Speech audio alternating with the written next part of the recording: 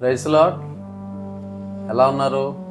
బాగున్నారని నమ్ముతూ ఉన్నాను. ఎందుకంటే గత కాలమంతా దేవుడు మనకు ఎంతగానో తోడుగా ఉండి మనం చేసే ప్రతి మంచి పనిలో కూడా ఆయన మనకి మంచి చేశారు. అద్భుతమైన రీతిగా మనం ఈ రోజున ఒక మంచి ఉన్నతమైన రీతిగా ఉండడానికి కారణం దేవుడే కదా.